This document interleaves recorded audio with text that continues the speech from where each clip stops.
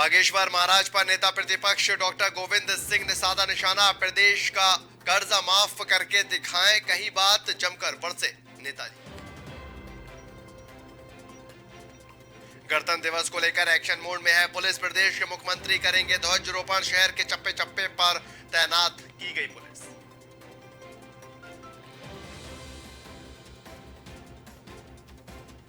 सरपंच ने की महिला के साथ मारपीट। महिला ने आरोपियों पर कार्रवाई के लिए दी शिकायत। पुलिस अधीक्षक को दी गई है शिकायत।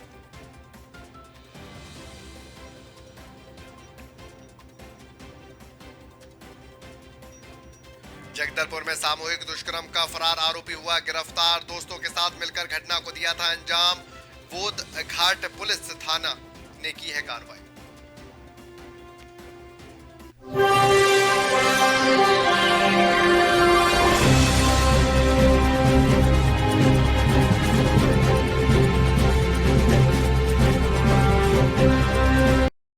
नमस्कार, बहुत स्वागत है आपका। ओंकार न्यूज देख रहे हैं आप और मैं हूं आपके साथ शाहनवाज मिर्जा। नागपुर के लोगों के द्वारा उन पर अंधविश्वास का मामला दर्ज करवाया है और उसे भ्रम देकर यदि चमत्कारी है तो नेता प्रतिपक्ष डॉक्टर गोविंद सिंह ने बागेश्वर महाराज के महंत धीरेन्द्र कृष्ण शास्त्री पर निशाना साधते हुए ये कहा, बागेश्वर बाबा कोई चमत्कारी नहीं है, वो अंधविश्वासी है। और नेता प्रतिपक्ष ने यह भी कहा कि मैं अंधविश्वास पर विश्वास नहीं करता हूं। यदि वो चमत्कारी है तो मध्य प्रदेश का कर्जा माफ कर दिखाएं और प्रदेश का विकास अपने आप हो जाएगा।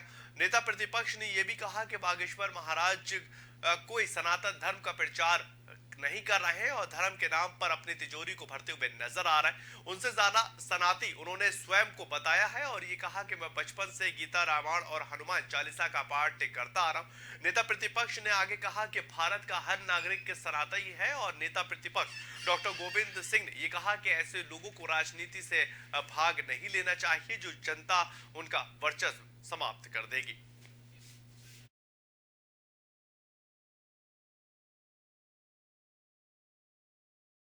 मैं तो अंधविश्वास को मानता नहीं हूँ, न कोई चमत्कार है। अगर वास्तव में बागेश्वर बालने बाबा में चमत्कार है तो मध्य प्रदेश में 4.5 लाख का जो कर्ज है वो एक अपनी चमत्कार के द्वारा कागजों में समाप्त कर दें, मध्य प्रदेश का विकास हो जाएगा। मध्य प्रदेश का विकास का चमत्कार करें। कोई भी अपनी झोली भरने के लिए, आश्रम को वैभव बढ़ाने के लिए, निजी स्वार्थ के लिए अगर कोई काम करता है तो मैं उसको चमत्कार नहीं मानता। वो तो एक तरह का जनता को गुमराह करना है। मैं तो अंधविश्वास को मानता नहीं, न कोई। के बाद बिलासपुर की करेंगे। बिलासपुर के थाना क्षेत्र अंतर्गत रेलवे पार्सल यार्ड के पास दो व्यक्ति उड़ीसा के केसिंगा के रास्ते से बिलासपुर गांजे की तस्करी करने के लिए आए हुए थे, जिनको दरबार पुलिस और आरपीएफ की ओर से घेराबंदी कर 10 किलो गांजे के साथ हिरासत में लिया गया। आपको बताते चले कि बाजार में गांजे की कुल कीमत 5 लाख रुपए के आसपास आकी जा रही। फिलहाल आरोपियों को थाना में लाकर 20 एनडीपीसी एक्ट के तहत कार्रवाई भी की गई। इस कार्रवाई में थाना प्रभारी मनोज नायक और एसआई मिलन सिंह के साथ तालबेहट की टीम ने विशेष योगदान भी दिया है। यह खबर बिलासपुर की तस्वीरें आप देखिए। 10 किलो गांजे के साथ 2 आरोपियों को गिरफ्तार किया गया। तालबेहट और आरपीएफ की संयुक्त कार्रवाई इसमें होती हुई नजर आई। गांजे की कीमत जो है वो एक बड़े पैमाने पर आकी जा रही है और उसी को लेकर पुलिस लगातार ये कोशिश कर रही थी कि जो गांजे के या फिर स्मैक के जो तस्कर हैं, जो बड़े पैमाने पर इसकी तस्करी करते हुए नजर आते हैं, उनके ऊपर शिकंजा कसा जाए। उसी कड़ी में ये कार्रवाई होती हुई नजर आई है और एक बड़े पैमाने पर गांजे की तस्करी करने वाले गिरोह को पकड़ा गया। आगे की जांच पड़ताल पुलिस से कर रही कि आखिर कहां और किस किस को ये गांजा सप्लाई किया करते थे और किन राज्यों तक इनके नेटवर्क फैले हुए हैं।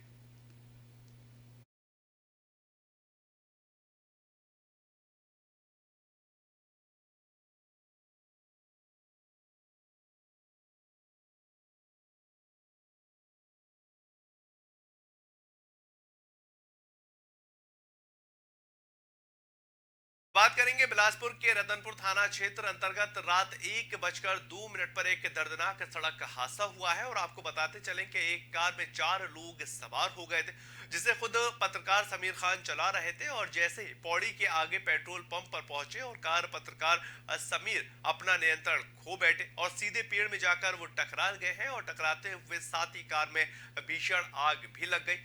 आपको बताएं, जिन्होंने ये देखा है उनके अनुसार माने तो कार में 4 लोग सवार थे और चारों जिंदा जलकर जो है जल चुके। और सारी घटना में सबसे बड़ा सवाल ये उठता है कि थाने से महज कुछ ही दूरी में इतनी बड़ी घटना हो गई और फायर ब्रिगेड का इंतजाम नहीं हो पाया जिससे कि आग को बुझाया जा सके और सुबह तक गाड़ी धूं धूं कर यूं ही चलती रही और चारों का शरीर पूरी तरह से जल गया। और इस दुखद घटना से बिलासपुर के अंदर हड़कंप मचा हुआ है।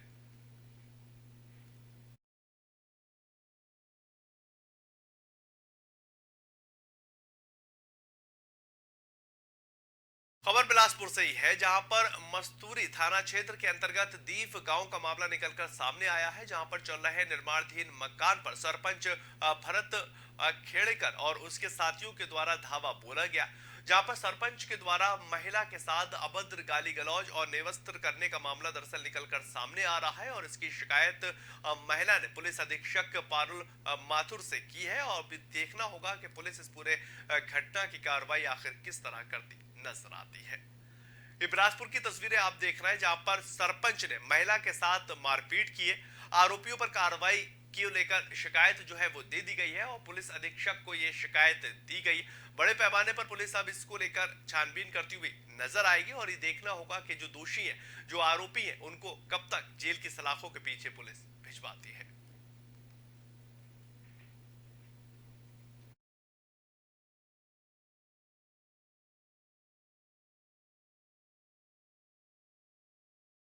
बात करेंगे मिलन समारोह भोज कार्यक्रम हुआ है। दरअसल बिलासपुर की ये खबर है, जहां पर छत्तीसगढ़ रेल कर्मचारी कल्याण समिति और छत्तीसगढ़ कर्मचारी अधिकारी संगठन के तत्वाधान में स्मृति वन राज्य किशोर नगर बिलासपुर के अंदर वार्षिक पारिवारिक मिलन समारोह हुआ और एक भोजन का आयोजन रखा गया, जिस मैतारी पूजा सोलर पहाड़ बच्चों और महिलाओं का खेल यानी कि कुत्ता भी कार्यक्रम का आयोजन किया गया है और नए पदाधिकारियों का शपथ ग्रहण कार्यक्रम भी हुआ। इसी तार तमई और सांस्कृतिक मंच कार्यक्रम समिति स्वागत व सम्मान समारोह पुरस्कार वितरण भी किया गया है और महिला शाखा संगठन आभार प्रदर्शन और चाय के साथ कार्यक्रम की समाप्ति की घोषणा की गई। ये जानकारी निशा सोनी और जय जौहर जय छत्तीसगढ़ के सदस्यों के द्वारा भी दी गई है।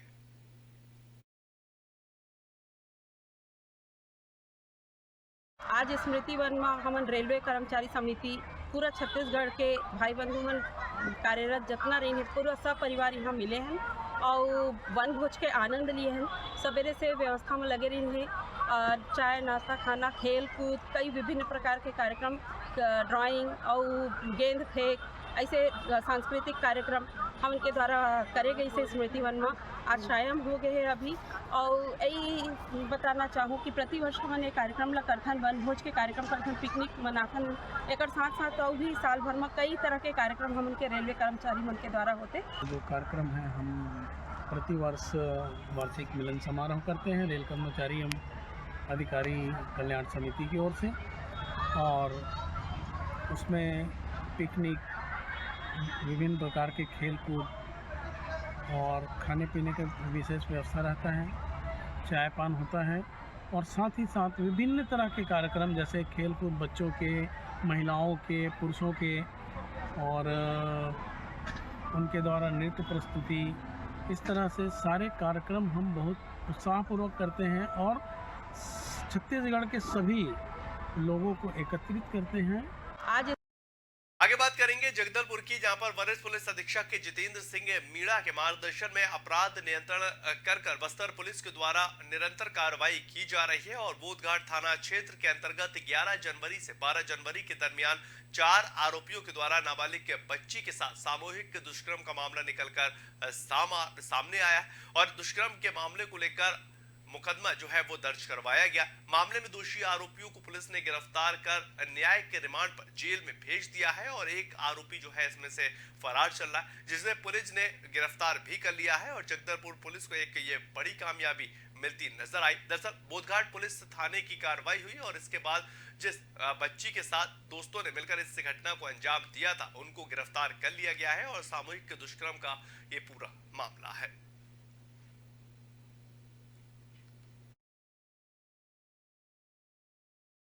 13 तारीख को एक मामला नाबालिग बच्ची के साथ बलात्कार का मामला दर्ज हुआ था, जिसके FIR पश्चात 3 आरोपियों को गिरफ्तार कर लिया गया था। एक आरोपी घटना दिनांक से फरार था, जिसकी पतासाजी लगातार बोधघाट थाना द्वारा की जा रही थी, जिसको आज पकड़ने में बोधघाट थाना को सफलता।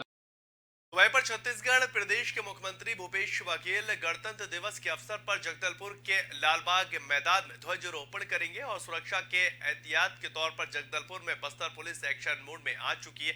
गणतंत्र दिवस को ध्यान में रखते हुए कानून व्यवस्था को चुस्त और दुरुस्त बनाए रखने को लेकर जिले के वरिष्ठ अधिकारियों के द्वारा जगदलपुर शहर के चप्पे चप्पे पर पैदल पेट्रोलिंग की जा रही है और शहर की गतिविधियों पर निगाह रखी जा रही, जिसे तारतम्य में 22 जनवरी को रात्रि में नगर पुलिस अधीक्षक विकास कुमार के हमरा थाना प्रभारी कोतवाली MN साहू और थाना प्रभारी बोधघाट दिलबाग सिंह अपने अपने बल को लेकर शहर के मुख्य मार्ग सहित Dalpat Sagar, Indira stadium, bus stand और रेलवे स्टेशन क्षेत्रों में पैदल पेट्रोलिंग करते हुए नजर आए और साथ ही शहर के अलग अलग चौक चौराहों पर पेट्रोलिंग की जा रही ताकि कोई भी शख्स जो है वो अप्रिय घटना न घटित कर दे। दरअसल गणतंत्र दिवस को लेकर ये आप तस्वीरें देख रहे हैं जहां पर एक्शन मोड में पुलिस आ चुकी है। प्रदेश के मुख्यमंत्री ध्वजारोहण करेंगे और उसी के साथ शहर के चप्पे चप्पे पर बस्तर पुलिस हो या तमाम जो लोग हैं वो पुलिस जो है निगरानी करती हुई नजर आ रही।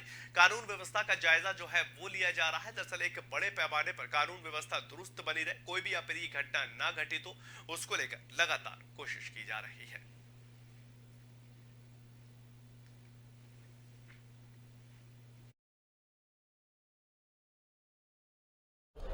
बस्तर पुलिस गणतंत्र दिवस को लेकर और सीएम सुरक्षा को मद्देनजर रखते हुए आज फुट पेट्रोलिंग निकाली है। कल भी हमारा एरिया डोमिनेशन का कार्य जारी रहेगा, जिसके अंतर्गत हम लोग बाइक और व्हीकल पेट्रोलिंग निकालेंगे। साथ ही साथ हमारे साथ डॉग स्क्वाड भी शहर में लॉज वगैरह और संदिग्ध स्थानों को सर्च करेगा ताकि किसी भी तरह की अप्रिय घटना होने से रोका जा सके।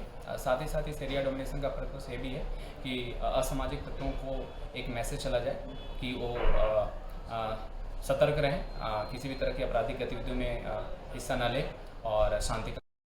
तो एक बार बात करेंगे, पूरा देश महान स्वतंत्रता सेनानी नेता सुभाष चंद्र बोस की जयंती मना रहा है और पराक्रम दिवस पर सीएम भूपेश बघेल ने भी नेताजी को याद किया। अपने ट्वीट में सीएम बघेल ने सुभाष चंद्र बोस को त्याग, संघर्ष का पर्याय और आजादी की लड़ाई के लिए अमूल्य योगदान देने वाला नेता बताया। आपको बताएं, उन्होंने ये लिखा है कि आपकी राष्ट्रीय आराधना हम सभी के लिए प्रेरणा का स्रोत है और उन्होंने सभी प्रदेशवासियों को पराक्रम दिवस की हार्दिक शुभकामनाएं भी दी है।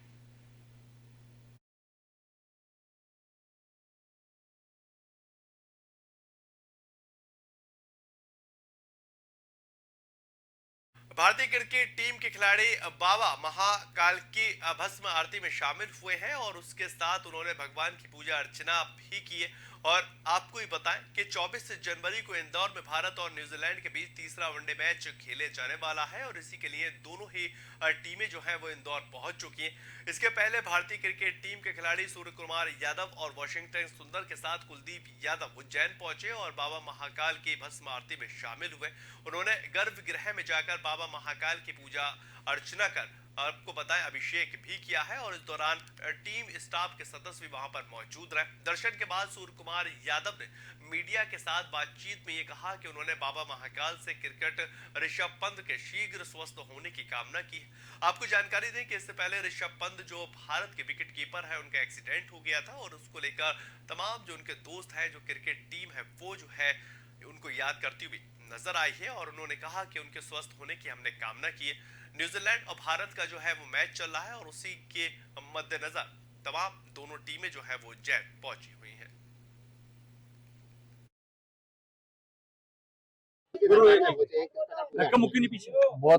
बहुत अच्छा लगा बैठ के, बहुत अच्छी आरती हुई, शुरू से अंत तक देखा मैंने और बहुत अच्छा लगा, एकदम मन शांत हो गया और बहुत विश भी किया और बहुत सबसे इम्पोर्टेंट अपने भाई के लिए दुआ भी मांगी जो अभी रिकवर हो रहे हैं ऋषभ के लिए, और वही इम्पोर्टेंट है फिलहाल तो। वो जब भी जितना जल्दी वापस आ जाए उतना अच्छा है हमारे लिए, और बाकी अपने लिए बस वही बोला कि मेहनत करते रहो, बाकी फल तो उनके हाथ में है, बस और सर, कुछ कल के नहीं। मैच की कितनी तैयारी है, क्या लग रहा है कि वो तो अभी सर अभी जाके देखेंगे आराम से। मैच तो अभी कल परसों है वैसे। तैयारी तो पूरी है, सीरीज तो जीत गए, बाकी का देख लेंगे।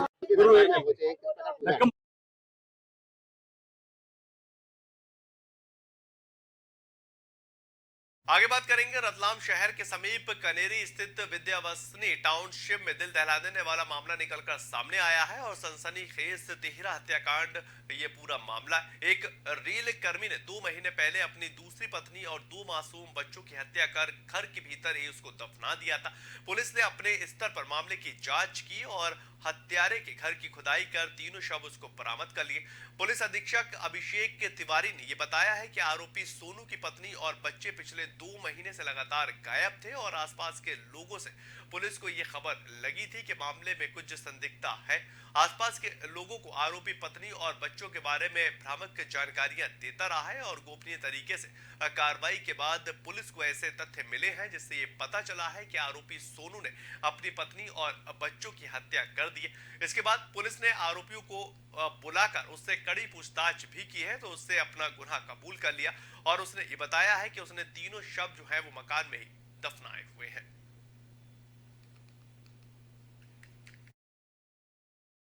डीडी नगर थाना क्षेत्र में एक गंभीर घटना ये आज प्रकाश में आई है। इसमें आज अलसुबह एक सूचना इस तरह की मिली थी कि एक ऐसा परिवार है जहाँ पे महिला एवं 2 बच्चे इसमें नादारद हैं विगत कुछ समय से, और पति के व्यवहार में भी कुछ बदलाव समझ में आ रहा है। इस आधार पे ही उसको बुलाकर पूछताछ जब की गई तो एक बहुत ही गंभीर मामला इसमें सामने आया।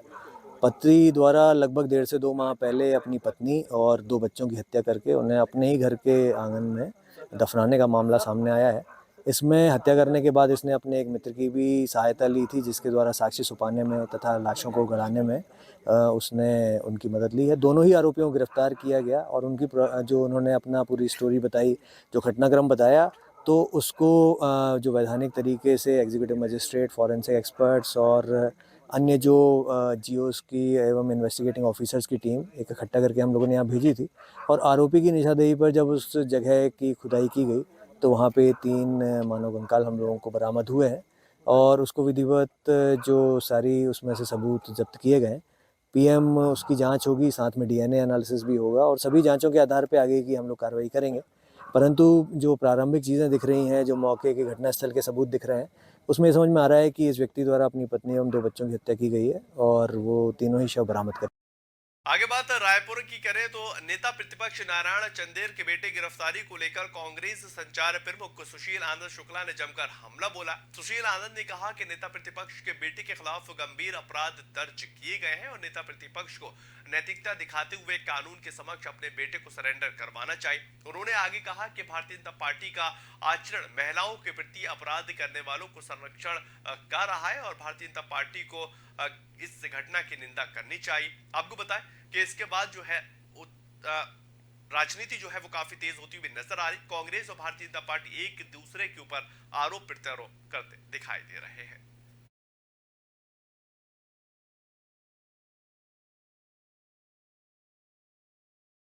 करेंगे लुरमी में पिछड़े वर्ग आयोग के द्वारा लुरमी मानस मंच में विशाल सम्मेलन का आयोजन किया गया है और इसमें लुरमी और आसपास क्षेत्रों में पिछड़ा वर्ग के अलग अलग समाज के हजारों लोगों ने शिरकत की है।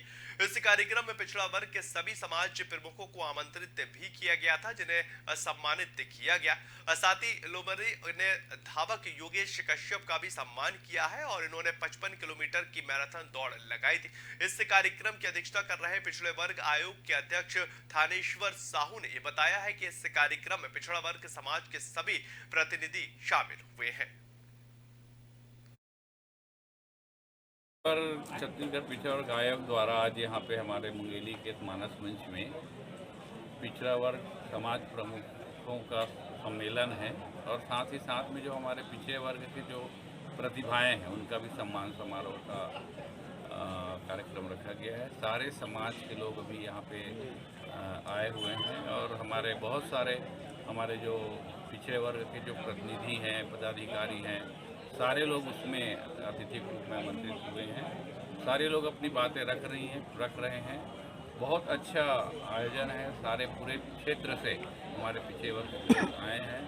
सभी एक मन से पिछड़े वर्ग के विकास के लिए बात कर रहे हैं। निश्चित रूप से इसके माध्यम से एक अच्छा संदेश पिछड़े वर्ग में जाएगा और निश्चित रूप से जो उनकी बातें हैं, जो अधिकार है, जो पर छत्तीसगढ़ पिछड़ा वर्ग आयोग द्वारा आज यहाँ पे हमारे मुंगेली के मानस मंच में पिछड़ा वर्ग समाज प्रमुख। फिलहाल इस बुलेटिन में इतना ही। ताज़ा खबरों के लिए आप लगातार बने रहें होगा न्यूज़ के साथ।